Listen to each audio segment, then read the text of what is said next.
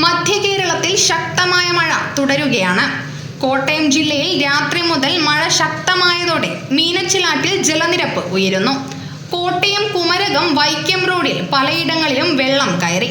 തിരുവാർപ്പ്, കുമരകം, അയമനം, അർപ്പൂക്കര, കുമ്മനം, താഴത്തങ്ങാടി, നട്ടശ്ശേരി ഭാഗങ്ങളിലെ വീടുകളിലാണ് വെള്ളം കയറിയത്.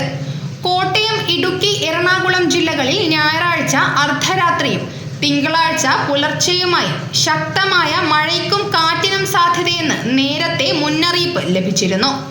3 ജില്ലകളിലും ഇടത്തരം അല്ലെങ്കിൽ ശക്തമായ മഴയ്ക്ക് സാധ്യതയുണ്ടെന്നും മണിക്കൂറിൽ 40 കിലോമീറ്റർ വരെ വേഗതയിൽ ശക്തമായ കാറ്റിനും സാധ്യതയുണ്ടെന്നായിരുന്നു നേരത്തെ കേന്ദ്ര കാലാവസ്ഥാ വകുപ്പിന്റെ മുന്നറിയിപ്പ്. പത്തനംതിട്ട ജില്ലയിൽ അതീവ ഗുരുതര സാഹചര്യം തുടരുകയാണ്. റാന്നിയും ആറന്മുളയും വീണ്ടും കടുത്ത പ്രളയ ഭീഷണിയിലായി.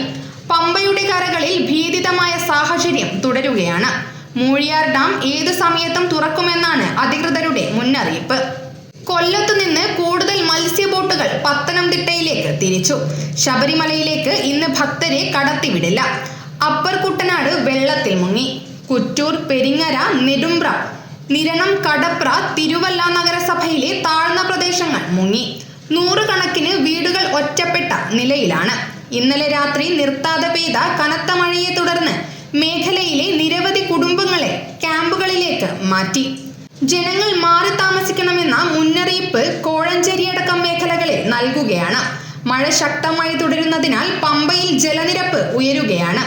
റാന്നി, കോഴഞ്ചേരി താലൂക്കുകളിൽ അതീവ ജാഗ്രത വേണമെന്നാണ് അധികൃതരുടെ നിർദ്ദേശം.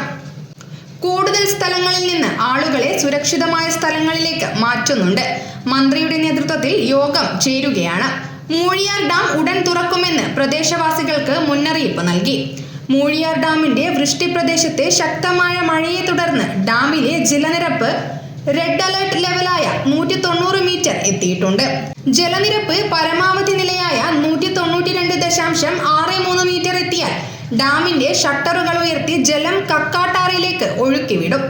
ഇതുമൂലം നദിയിൽ ജലനിരപ്പ് ഉയരാൻ സാധ്യതയുള്ളതിനാൽ കക്കാട്ടാറിന്റെയും പമ്പ നദിയുടെയും ഇരുകരകളിൽ താമസിക്കുന്നവരും പൊതുജനങ്ങളും ജാഗ്രത പുലർത്തണമെന്നും നദിയിലിറങ്ങുന്നത് ഏത് സാഹചര്യത്തിലും ഒഴിവാക്കണമെന്നും ജില്ലാ ദുരന്ത നിവാരണ അതോറിറ്റി ചെയർപേഴ്സൺ കൂടിയായ ജില്ലാ കളക്ടർ എ നിസാമുദ്ദീൻ അറിയിച്ചു.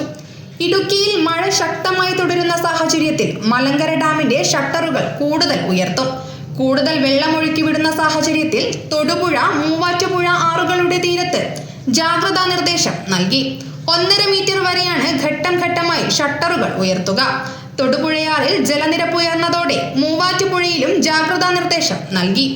ഇവിടങ്ങളിലെ ആളുകളെ നേരത്തെ തന്നെ മാറ്റിപ്പാർപ്പിച്ചിരുന്നു. ഇലാഹിയ നഗർ, കൊച്ചങ്ങാടി എന്നിവിടങ്ങളിലാണ് വെള്ളക്കെട്ട് രൂപപ്പെട്ടത്. ഇന്നലെ വെള്ളമിറങ്ങിയതോടെ ശുചീകരിച്ച് താമസത്തിന് തയ്യാറെടുക്കുന്നതോടെയാണ് വീണ്ടും വെള്ളം കയറിയത്. News bureau, Kannur media.